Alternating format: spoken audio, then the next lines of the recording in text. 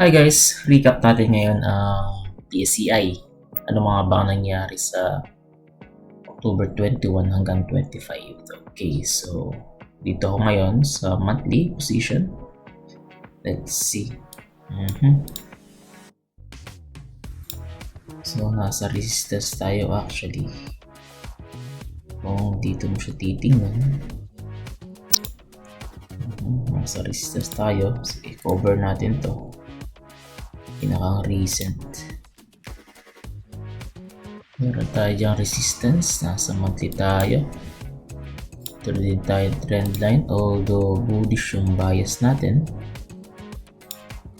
Nakita naman may breakout dito. So possible di natin alam mangyari kasi due to market uncertainty. So meron pa tayong typhoon. So possible di siya basta-basta butas siya, possible mag-consolidate siya, possible gumutong muna siya, mag-drop down yan dito, possible mag-drop down muna siya dito, consolidate, going for higher.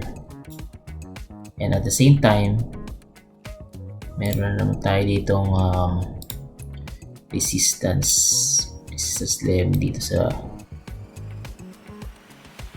bandang ito, other distance. So plot natin ng maayos.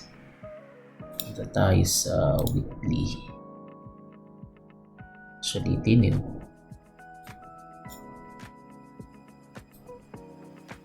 Meron tayo dito mga supply.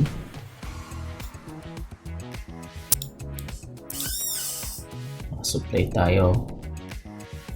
Tapos meron tayo dito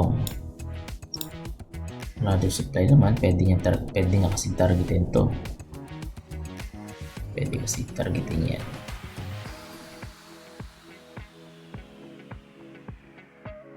Pwede nga kasi targetin kasi to. Next level niya. At meron din tayo dito.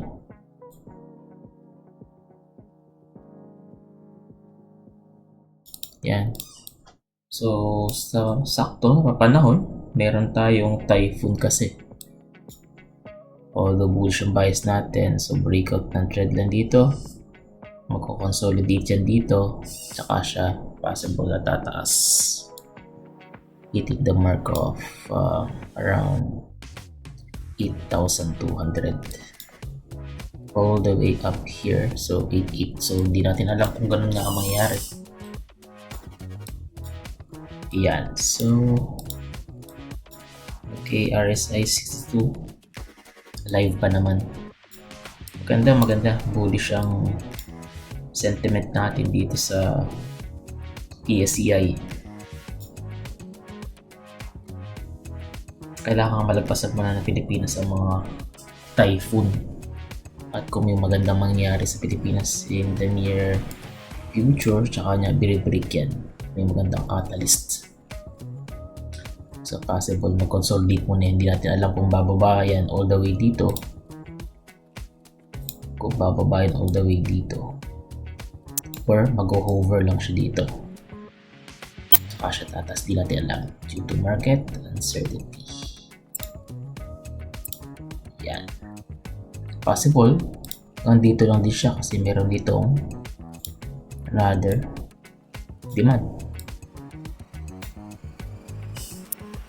Okay, so yan ang direction natin sa PSEI.